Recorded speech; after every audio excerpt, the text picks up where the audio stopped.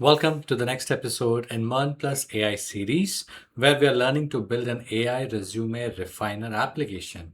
And today we'll get to experience what that application actually looks like, some of the features, and then we'll start building it up from the scratch.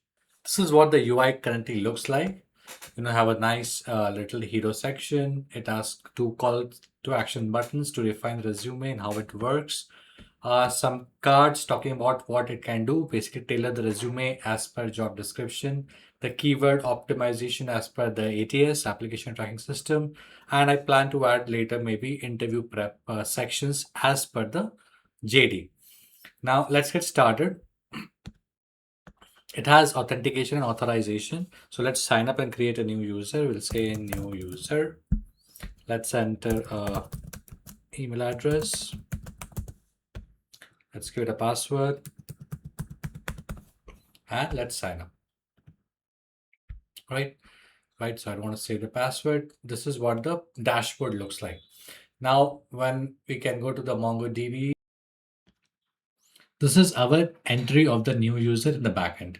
The new user, the Gmail, the password being hashed with bcrypt, which we have learned, and we'll maintain 5 versions of the resume. Basically, every profile will get up to storing 5 tailored resume based on different job descriptions. We'll see it getting filled now when we try the application. So we can paste the resume or we can upload a file also. You can choose to upload the files also. It accepts PDF, doc, txt files. For now, I have a fake resume and a fake description ready. So let me just use that. This is the job description. An AI company, basically for the full stack role. And let me copy a profile, right? So let's start. Let's ask about hit the refine with AI.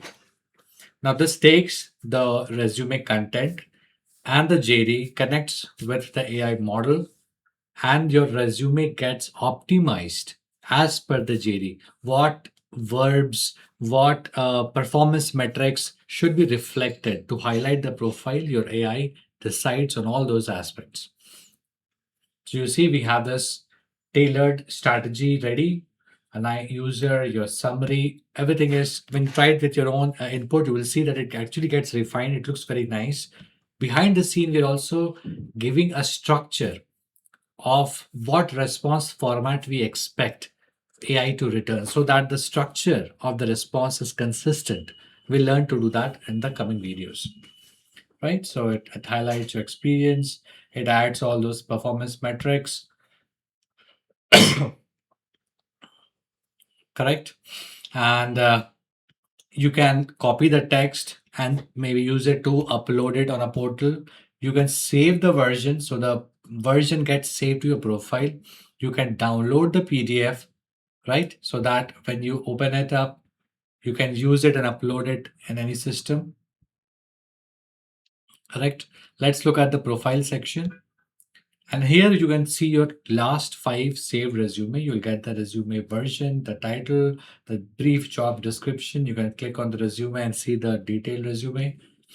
So if you have like if applying for 5 different jobs, you'll be able to figure it out and filter it out basically on the job description. And when you reach your quota, you will get an option to delete one of the previous existing resume so that we maintain a count of 5. So this is what we are going to build: authentication, authorization, you're structuring your backend data, you're connecting to the AI model, and basically completing a MERN plus AI application worthy of sharing on LinkedIn, adding to the GitHub, in fact, for your own personal use. Let's get started. All right. In the last video, we learned about JWT. Right when the user logs in, when they're authenticated, a token is issued. Now that token becomes a proof of validation, of the proof of authentication, that the user was checked and authenticated and they're a legit user of the system. The idea is now you're invited inside the property, you're handed over a ticket as a proof of your identity. But we haven't placed any guards yet inside our property who will validate that ticket, who will validate that token. For example, what we can see is that anyone who tries to access our routes, they will be able to just get the resource, the data directly. We're not checking whether the user has valid token or not. We're not checking whether they have the right permissions to access this particular data or not. For example, if I simply go to the Postman and hit a send request to fetch the resume, I simply get that data, right? It does not check whether I'm logged in or not. So we need a way for a piece of code to run before our route handler is executed. We need a way to ensure that the person who is issuing this request has a legit token, they are authenticated, and they have the right permissions to get access to the data. But now the more obvious question is, now where do we place such a piece of code? So let's learn about that feature, that capability that Express provides us. So let's see that in action. What we do is we'll add a piece of code that goes like this: app.use. App is our Express application which we created with Express. And then we are using a use method which Express provides. This use method takes a callback. It takes three things: the request object, the response object, and a next method. We'll just see about this shortly. First, let us just see the use case, the application of this. Let's see, whenever this callback is executed, I just for now want to simply log something, that request reached the server. Okay. And then we call the next method. Why do we call it? Why do we need it? We'll discuss it shortly. Just see, let us see this in action. So I've saved this and let us now issue the request again. What we see, our request went through, we got the response back, but we also saw this log coming up. Request reached the server. Let us add one more quick thing. Let us try to add a console log before this route. Console.log resume endpoint and save it and issue the request again. So we got the response. And now what we see is our request reached the server was logged before the route handler was called. Now this is what is the use case of this use method. Before any of the route handler runs, I can run a piece of code now. And what this next method does, this is very, very important. This next method says, you know what? This use method, this is intercepting the request before it reaches the route handler. It runs the logic or the statement, whatever we are trying to run. And then we are kind of allowing the request to proceed to the corresponding route handler. It is basically enabling the request response cycle to continue. It is like your guards are saying, yes, now you can go through. We're still not adding the authentication, authorization logic yet, the validation logic yet. For now, we're just intercepting and allowing the request to pass through. And this is now applicable for any of the requests. We are seeing it for resumes. Let us very quickly just do a console log in the login route just to make sure. Console.log inside login request. Right? Let us issue a login request. Right? We got the login request went through. And now what we see is request reached the server. So the app.use method that was called first, and then it reached the corresponding route handler. Let us try to understand the significance of this next method. If we comment this, right, and let us try to issue the request again. What do you see it? We see there's no response coming back. Our request that was issued from the postman, it is still waiting for a response. It is stuck. The reason being, without this next method, your request response cycle breaks. You see this? We are seeing this console log, request reached the server, which means our app.use callback actually ran. But since we did not have this next command, the next invocation, it did not allow to reach the corresponding route handler. Now, this is what we will leverage. I hope it is opening up the idea that how we will try to use this next method.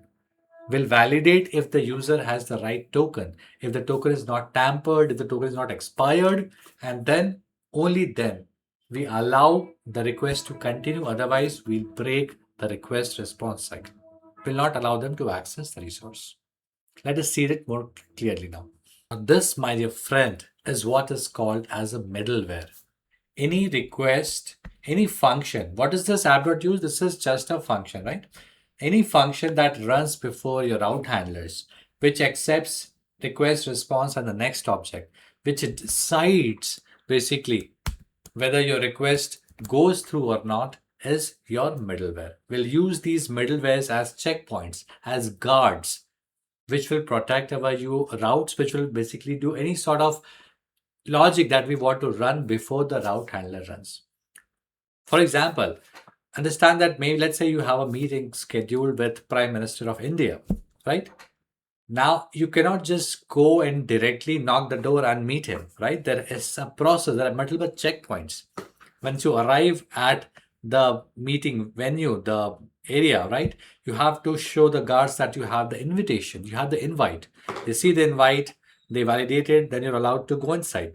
Then there are some other set of guards which will frisk you, which will just check if you don't have any objectionable items, any firearms or those sort of things. Then you're allowed to proceed if everything looks okay. Then just maybe there's another guard before the door. They log your entry, they see your invite, they see your ID card, your identifications. They make an entry in their system, in register. Then you're moved to the waiting area, correct? And then maybe the PA comes and then you're invited inside, right? So before you reach the final destination, there are multiple checkpoints, there are multiple guards. Similarly, these middlewares are something which we have in our system. They can be something used for authentication, for your authorization, right? To ensure that you have the right set of privileges. You can maybe have a middleware to log the request so that you have an entry of every request that came. You can have a middleware to do some processing, some formatting, right? And then some kind of business logic that you want to run before your route handler logic is called. So inside your application, you can have a series of middlewares. Each middleware can run a piece of logic, and the next method inside the middleware will decide whether the flow, the control should move to the route handler, or if there is any other middleware, if the control should move to that middleware or not. So, right, your request keeps hopping through these checkpoints before it reaches the route handlers. And in our case, where we'll try to build the authentication middleware, what we'll do is it will intercept the request, it will validate the token, and then using the next method, we'll decide whether the request should be allowed to proceed or it should be stopped then and there. So in the previous section, we just saw that we can create a middleware which intercepts a request and can run before any route handler runs. Let us now create one more intentionally suited, more suited for our authentication authorization flow. So what we'll do is we'll create a function, because what are middlewares? They are nothing but functions. Functions which takes parameter, request, response, and the next method. For now, let's just simply log console.log, checking access, and then let us call the next method. Now, when we created this middleware, this ran before every route handler. What we can also do is we can create middlewares that are applied to only a specific routes. So let us apply this check access middleware to our resume route, to the resume endpoint. And notice how easy it is basically to apply middlewares to a routes. You just place it before the route handlers, right? So, and if you have multiple such middlewares, the order will matter, right? Express will run the middlewares in the order in which you have written. So if there are more such middlewares, it will be run in the order you have mentioned in your route. For now, let us just work with check access now. Let us see this in action. So we come to our postman, issue a request. We see the request returning correctly. And you'll notice the logs now. It says checking access because our middleware ran first, right? Then the request was allowed to continue to the route handler where we see the resume endpoint. This is the success flow. Let's say you're trying to simulate, you're trying to validate the access, everything looks okay, and then you're allowed to proceed further. Let us now simulate a situation where something breaks. Let's say the token is not valid. It is either tampered or expired. Let's see how it works in that case. Let us have a console.log saying access forbidden, and let us return a status code of 403 with a structured message saying you are forbidden to access this request. All right, let's see this. Hit the request again. We hit the send button, and now we see 403 forbidden. Look at the logs. We tried to hit the resume endpoint. Our middleware ran. We got the console log, and then it returned us a 403 forbidden message. It was not allowed to continue to the route handler. This is how we'll use our check access. We'll build this into an authorization middleware where we'll write logic to validate our JWT. And depending upon whether we are allowed to access, we'll use the next method, or we'll send back a message saying that you're forbidden to access this route. Let's do that now.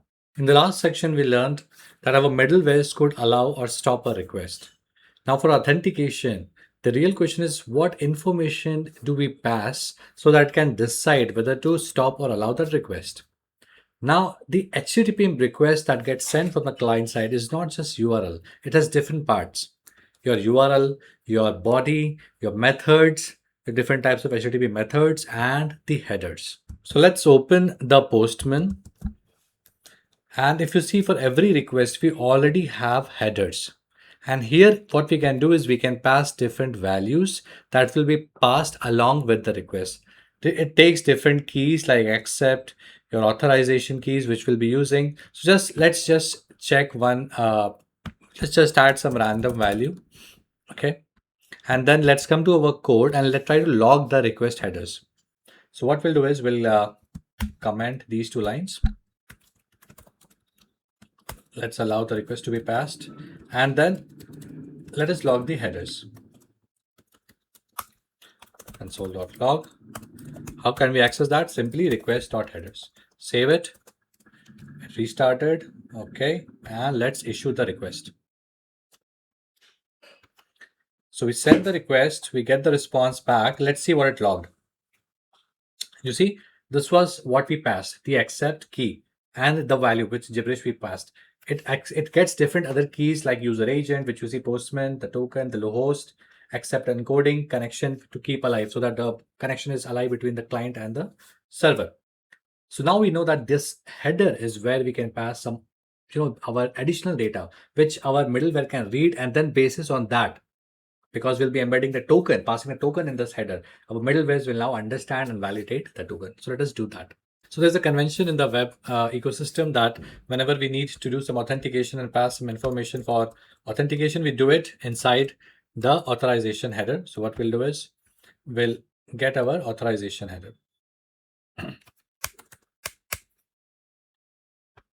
Right? And let us make changes to our server. Let's read it, the authorization value, request.headers.authorization.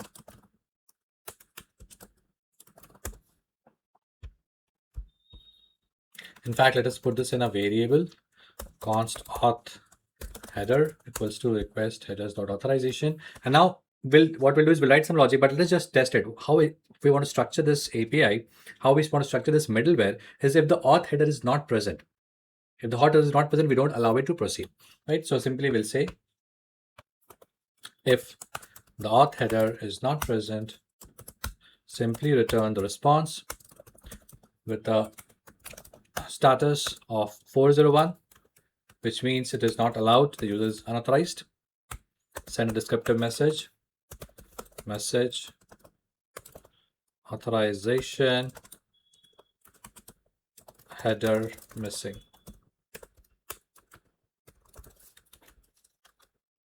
Otherwise, allow it to parse. We'll write some additional logic. Just let us test this, okay? So we send this. We are able to proceed, right? Because we are getting some authorization headers. So notice what we have done so far. We have intercepted the request using our middlewares. We are reading the data from the headers, and basis on that, we are able to either stop or parse the request itself. Right? Let us now further refine this. So we just saw that we were able to pass an authorization key in our headers, and in our middleware we were able to read that authorization header. So let us do it as per the convention. The convention here is to pass the token as bearer token, right? So token can be authorization header can be a random string, but the convention is to have this bearer string before the token. And let us get our token, the JWT token, okay? So what we'll do is we just copy the token which we are getting upon successfully logging. We are adding this bearer string and then we are pasting the token. This is the convention. What does bearer means signify? Basically it represents that whoever bears this token is allowed to basically access the system. This is again a convention. This entire thing is actually nothing but a string, right? So let us now pass the request and let us see the logs. So we are able to now intercept the authorization header, and this is how it looks like. Bearer and the token itself. Now we are passing the token from the client side to the server back. So again, just repeating the flow. When you log in, your server will validate your email and password. It will generate a token for you. Send that token back in the response. Now the token will be stored on the client side, right? Now any other subsequent request will carry this token inside the header and will be passed to the server. The server will have a middleware, something like this, which will intercept the request, extract the token, extract the authorization token, and then it will decide. We'll write the deciding logic shortly. There's one more convenient way to pass the token in the Postman. Let me just copy this token again. Copy it entirely. We can delete the, and we have authorization tab directly. You can choose from different auth types. This is again to simulate the request, and you can select the bearer token and pass the token. Send the request. The token will be carried with your request. Just see that response. We see the same, right? We see that same bearer token, right? Now let us now refine our middleware to properly validate the token. So what we have done, if you remember, is when upon logging, right? When we were logging in, we used the JWT library basically to generate the token and send back the token. Now we'll use the same library to validate the token to ensure that it has not been tampered with. So what we'll do is let's come to our middleware, correct? And now that we have got the you got the token from the header, let us add our logic. We'll say const decoded JWT has a verify method, okay? And if you see the signature of this verify, we have to pass the token, the secret key which we're maintaining in the environment file, correct? And any options. So what we'll do is we'll say, I have got the token as auth header, correct? But it is important to understand that our auth header now contains bearer and the token. I just want to pass the token, not the complete string, right? So what we'll do is we'll split the string, and when you split the string using split method, which is a JavaScript method, we'll split it based on empty spaces, and I just want the second half of the string. So my token basically is auth header, the complete string, use the split method, and I split it based on the space. And I just want the second half of the string, which is the token itself. Console.log token. Let me just show it to you very quickly. We'll comment this auth header, send the request again. Okay, I did not complete that method. Let us comment this one.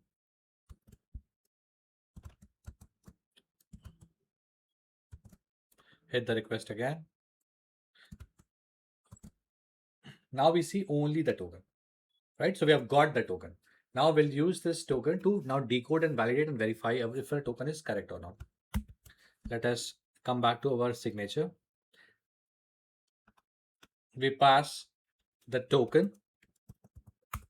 We pass the secret key process.env.jwt secret, right? We don't need the options right now. Now what we do is, if everything looks okay, then we proceed, right? So this entire thing can go inside a try catch block. Try to decode the token. If everything looks okay, let us proceed. Otherwise, handle the error. The error will be same thing, returns response.status. We'll just refine the message a little bit, maybe invalid or expired token. Now, just one quick thing before we proceed.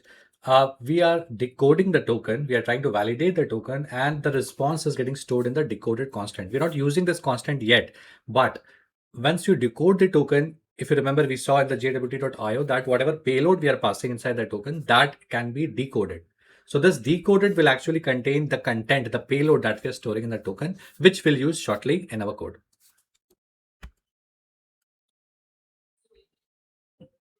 Right, so what we see right now is that we are now getting the message invalid or expired token. Why? Because my token was generated a long time back. Let me now log in and create a new token. So I'm hitting a send request.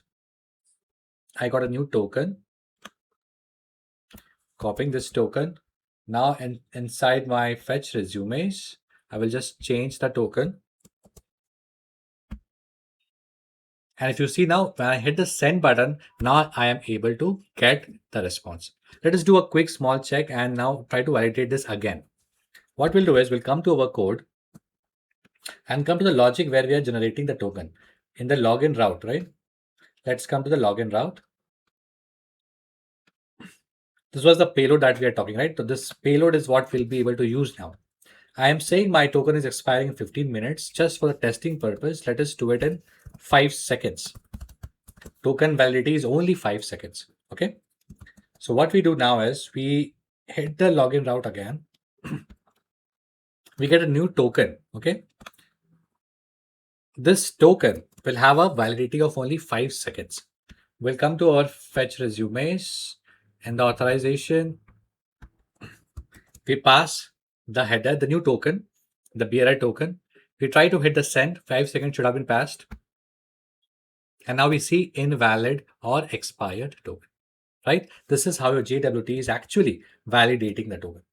Let us revert this back to 15 minutes. And come to the login part, get the new token, copy it, fetch resumes, replace it with the new token, hit the send request, and we get the response back. Now we have very nicely, very carefully designed our middleware which validates our token, right? Let us now try to see how we can extract the payload that we are getting back in the token that was encoded in the token, and let us now see how to design this complete request response cycle. So in the last section, we saw that we were able to validate the token, and if the token is tampered or expired, we are able to block the request, or otherwise we are able to proceed successfully. But understand one thing, we are allowing the request to proceed, but our resume route still has no idea who that user is.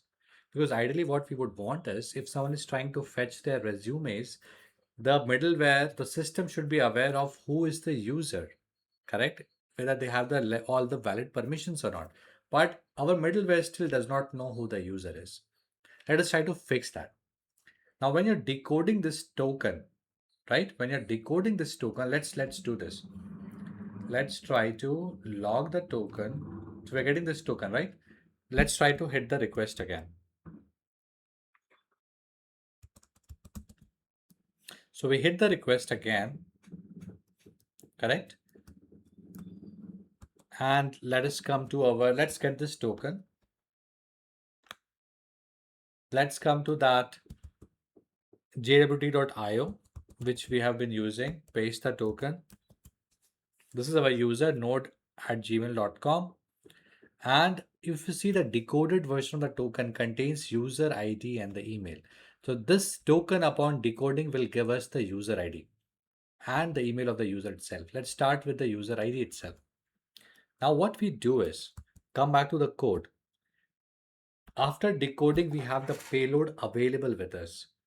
So the middlewares are used not only to intercept and validate the user, authenticate the user, check their permissions, but they're also used to attach values, properties to the request object itself. So what we'll do is, in the request object that we are getting from the client side, will attach a user property, and we know that our decoded has a user ID. We'll attach that user ID. We'll attach this user ID to the request object itself. All right. Now, the same request. So again, let's try to visualize this again. When your client hits a request to the server with the authorization header, with the token, our middleware takes out the token, decodes the token, validates the token, decodes the token. If everything looks okay, attaches the user property to the request object. The request is allowed to continue. The same request will now basically the same request that the resumes endpoint will be receiving, right? Before our route handler was called, the middleware basically processed our request, intercepted, attached the request user. Now here, what we can do is we have the user object available in the request method itself. So we can say user request.user. This will give us the user ID. Finally, what we'll do is we'll try to find the resumes per user ID shortly. I just want to test this completely by passing a complete JSON response saying protected resumes now. And let us also return the user object. Request.user. All right, let's test the complete flow again.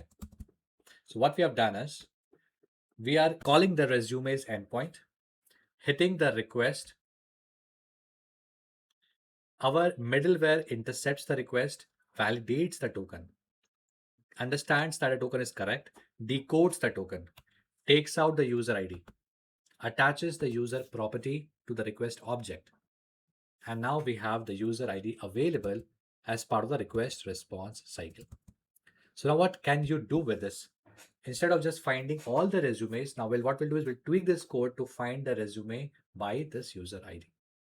So this is the power of middlewares. You can intercept your request, you can attach properties to your request, you can basically pass on information. Every request now that goes from the client side to the server will have the user details available in the request object so that the server does not have to remember. Server and the HTTP request remains stateless. This ensures scalability. This middleware gives you that additional power, superpower, to basically design your API in an efficient and scalable manner. In the next video, we'll start now building our resume refiner with proper code structure, with proper coding patterns, with all this beautiful business logic embedded where you pass a JD, pass your current resume, and you get tailored resume as per your job description. You will be able to save 5 versions of the resume. This is something which you can showcase on your GitHub, on your resume, and something which will be useful for you when you're doing your job hunting, your job searching. See you all in the next video. Thank you.